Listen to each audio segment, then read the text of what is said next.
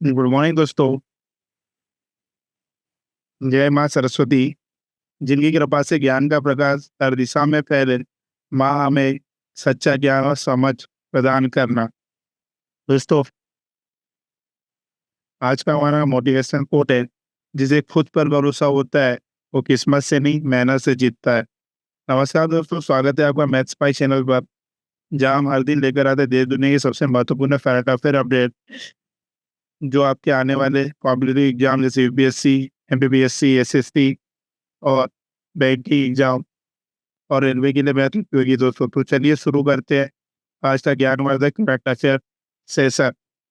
हमारा पहला क्वेश्चन है, कौन सा राज्य वन्यजीव संरक्षण अधिनियम 1972 में संशोधन करने वाला पहला राज्य बन गया है? तो ये बन गया है दोस्तों केरल। केरल भारत का पहला राज्य है जिसने केंद्रीय वन्यजीव संरक्षण अधिनियम 1972 में संशोधन संबंधी विधेयक पारित किया है।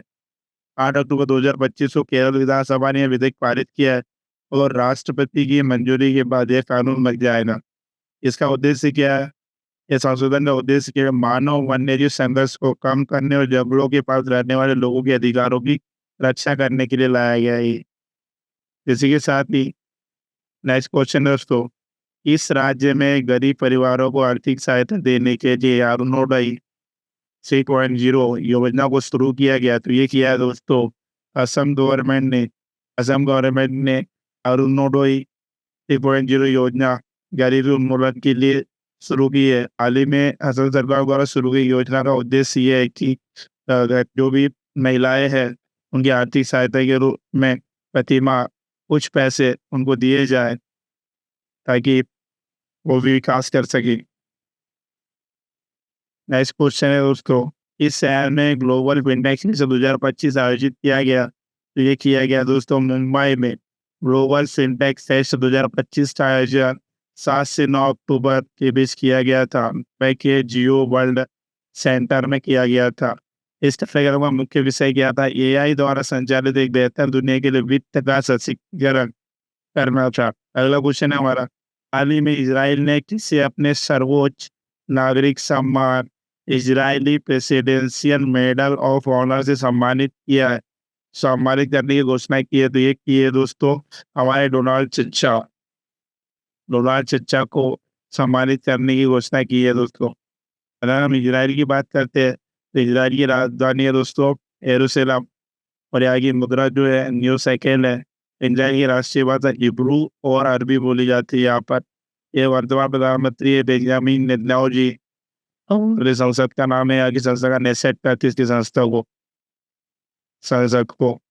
इजराइल की स्थापना कब हुई थी? ये हुई थी 14 मई 1948 को। इजराइल का प्रमुख समुद्र तट है भूमध्य सागर। इजराइल का प्रमुख रक्षा संगठन है मोसाद। इजराइल के देश ने सबसे पहले मान्यता दी, तो इजराइल को सबसे पहले अमेरिका ने मान्यता दी दोस्तों। इजराइल का प्रमुख बंदरगाह शहर कौन सा है? हाइफा। हाल ही में इस राज्य के 5 समुद्री तटों को अंतर्राष्ट्रीय ब्लू फ्लैग प्रमाणन दिया गया। तो ये दिया गया दोस्तों महाराष्ट्र के 5 तटों को। ये महाराष्ट्र के समुद्री पर्यटन को एक नई पहचान मिली है जब राज्य के 5 समुद्री तटों को प्रतिष्ठित ब्लू फ्लैग प्रमाणन से सम्मानित किया गया है। यह घोषणा राज्य की महिला और बाल विकास मंत्री अदिति तटकरे ने की थी ने की, जिससे न केवल पर्यावरणीय प्रयासों को सराहना हुई है बल्कि पर्यटन क्षेत्र में भी एक नया कीर्तिमान स्थापित हुआ है। जानते हैं कौन कौन से ऐसे तट है जो सम्मानित हुए? जो रायगढ़ जिले के श्रीवर्धन और एक है नागांव समुद्र तट, और पालघर के है एक पारना का समुद्र तट, और रत्नागिरी जिले के है गुहागर और लाहौलगढ़ समुद्र तट शामिल है दोस्तों। इन स्थानों को ब्लू फ्लैग प्रमाणन प्राप्त होने इस बात का संकेत होता है कि यहाँ पर ये तट स्वच्छता, पर्यावरण संरक्षण और पर्यावरण की दृष्टि से अंतर्राष्ट्रीय मानकों पर खरे उतरते हैं। ब्लू फ्लैग प्रमाणन क्या होता है? ब्लू फ्लैग एक अंतर्राष्ट्रीय स्तर का प्रमाणन है जिसे डेनमार्क की संस्था foundation for environmental education FEE द्वारा दिया जाता है। यह मान्यता है कि उन समुद्र तटों को दी जाती है जो कुल 33 मानकों पर खरे उतरते हैं। इनमें जैव गुणवत्ता, सुरक्षा, पर्यावरणीय शिक्षा, कचरा प्रबंधन, सार्वजनिक सुविधा, प्राकृतिक सौंदर्य जैसे तत्वों को शामिल किया जाता है। नेक्स्ट क्वेश्चन है, हाल ही में अंतर्राष्ट्रीय प्रकृति संरक्षण संघ आईयूसीएन का नवीनतम सदस्य कौन बन गया है? तो ये बन गया दोस्तों अर्मेनिया। अर्मेनिया अंतर्राष्ट्रीय प्रकृति संरक्षण संघ का नवीनतम सदस्य बन गया और यह घोषणा कब हुई थी? अबू धाबी में जो आईयूसीएन कांग्रेस विश्व संरक्षण कांग्रेस का जो कार्यक्रम हुआ था, इसमें अर्मेनिया को शामिल किया गया। नवीनतम सदस्य कौन सा है? अर्मेनिया है। और कहाँ पर हुआ था ये कार्यक्रम? अबू धाबी में। इसका उद्देश्य क्या था? ये अर्मेनिया को शामिल करने का महत्व है कि जैव विविधता संरक्षण और सतत विकास के प्रति अर्मेनिया की बढ़ती प्रतिबद्धता को दर्शाता है। ओके दोस्तों, इसी के साथ ही अगला क्वेश्चन है हमारा, सेबेस्टियन लोकोनी को निम्न में से किस देश के प्रधानमंत्री नियुक्त किया गया? तो ये किया गया दोस्तों फ्रांस को, फ्रांस के प्रधानमंत्री के रूप में नियुक्त किया गया है। राष्ट्रपति इमैनुअल मैक्रों ने सरकार के अविश्वास प्रस्ताव के बाद उसका चयन किया गया। ये पहले लोकार्नो जी जो थे 3 वर्षों से रक्षा मंत्री रह गया और रूस यूक्रेन युद्ध में रूस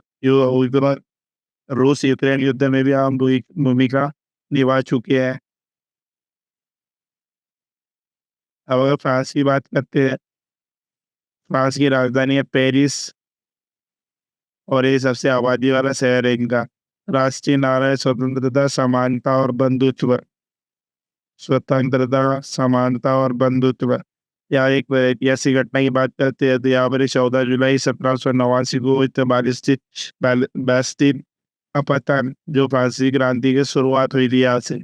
नेपोलियन का शासन, नेपोलियन बोनापार्ट ने 1804 में खुद को फ्रांस का सम्राट घोषित किया। उसे वर्षन 1814 तक चला। अंतिम राजा फ्रांसीसी क्रांति के समय फ्रांस के राजा लुई 16वें थे। क्षेत्रफल की दृष्टि से देखें तो यूरोप का सबसे बड़ा और दुनिया का 43वां सबसे बड़ा देश है।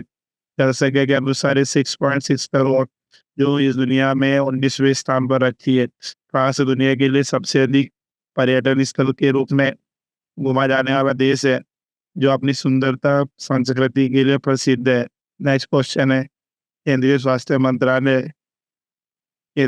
मंत्रालय द्वारा भारत की पहली मानसिक स्वास्थ्य राजदूत किसे चुना गया है? किसे चुना गया? तो ये चुना गया दोस्तों दीपिका पादुकोण को। अगर हमारे स्वास्थ्य मंत्री की बात करें तो ये जगत प्रकाश नड्डा जी, और स्वास्थ्य परिवार कल्याण राज्य मंत्री है श्रीमती अनुप्रिया पटेल। अगला है, भारत और ऑस्ट्रेलिया के बीच चौथे ऑस्ट्रो हिंद 2025 सैन्य अभ्यास कहाँ शुरू किया गया? तो किया दोस्तों पर्थ में, ऑस्ट्रेलिया में संयुक्त सैन्य अभ्यास ऑस्ट्रेलिया का आयोजन किया गया।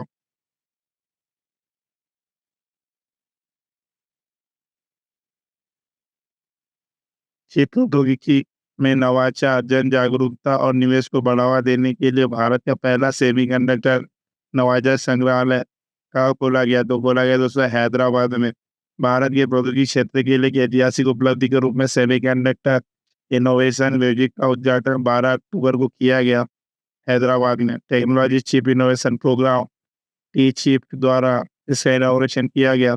यह संग्रहालय भारत में अपनी तरह का पहला जो केंद्र होगा, जिसका उद्देश्य सेमीकंडक्टर इलेक्ट्रॉनिक पारिस्थितिकी तंत्र में जनभागिता और उद्योग सहयोग को बढ़ावा देना। नेक्स्ट क्वेश्चन है, हाल ही में विश्व आपदा जोखिम न्यूनीकरण के लिए अंतर्राष्ट्रीय दिवस कब मनाया गया? तो यह मनाया गया 13 अक्टूबर को।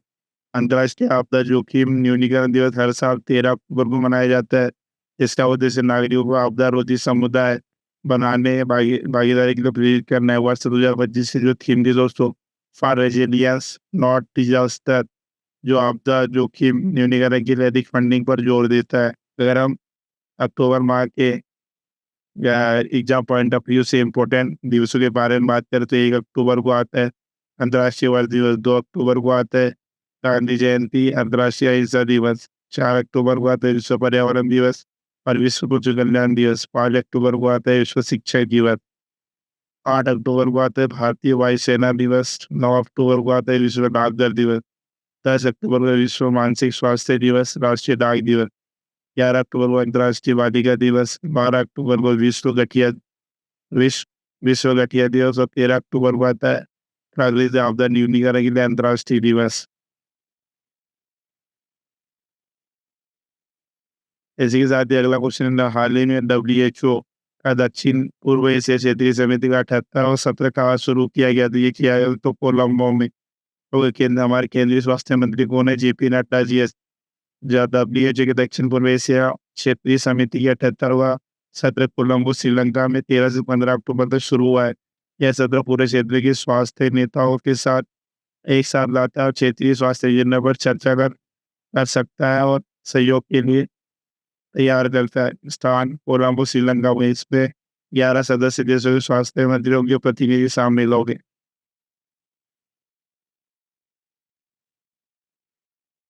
नेक्स्ट है, हाल ही में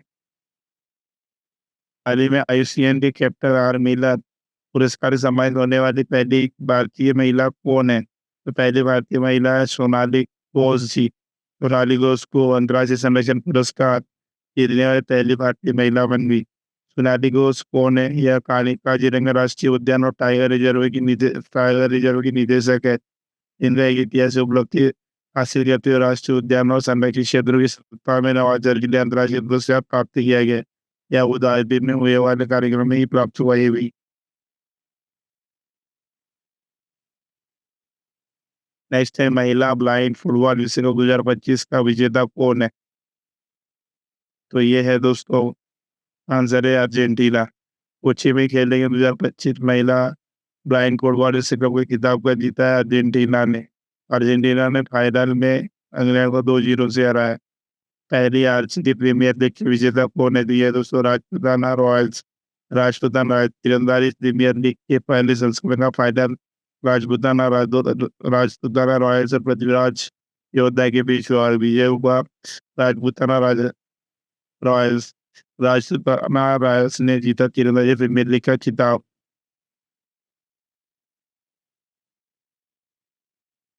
हाल ही में दुनिया की सबसे बड़ी एआई टेक्नोलॉजी प्रदर्शनी जीटेक्स ग्लोबल कहाँ शुरू हुई? ये हुई है दुबई में दोस्तों, दुबई में।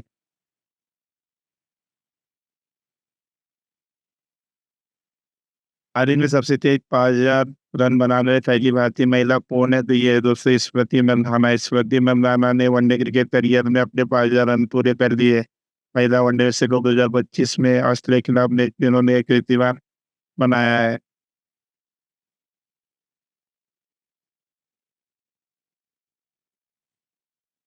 क्रिकेट की कुछ तथ्यों की बात करें तो बीसीसीआई के प्रेसिडेंट अभी मिथुन मन्नास जी और आईसीसी के चेयरमैन है जय शाह जी।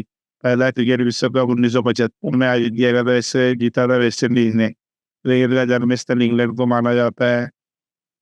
क्रिकेट की पिच होती है 22 गज की। इस सर्वाधिक विश्व कप विजेता है ऑस्ट्रेलिया। सर्वाधिक व्यक्तिगत स्कोर है रोहित शर्मा के नाम, ओडीआई 264। सर्वाधिक टेस्ट में सर्वाधिक विकेट लेने वाले मुथैया मुरलीधरन जी। सर्वाधिक ओडीआई छक्के लगाने वाले Rohit Sharma ji. So thanks for watching दोस्तों। तो दोस्तों आज का करंट अफेयर सेशन यही समाप्त होता है। तो उम्मीद है आपको यह जानकारी पसंद आई होगी और इससे आपकी तैयारी को एक नई दिशा मिली होगी। ज्ञानी हो सकती है दोस्तों, जानकारी को मिटाकर सफलता की राह दिखाती है। अगर वीडियो अच्छा लगा हो तो लाइक करें, कमेंट करें और फीडबैक जरूर दोस्तों। मैथ्स पाई जरूर सब्सक्राइब करना ना भूलें ताकि आप रोजाना कनाडा पर अपडेट सबसे पहले देख सकें। मिलते हैं अगले वीडियो में। माँ सरस्वती कृपा आप पर बनी रहे आप सब पर। जय सरस्वती माँ, जय हिंद।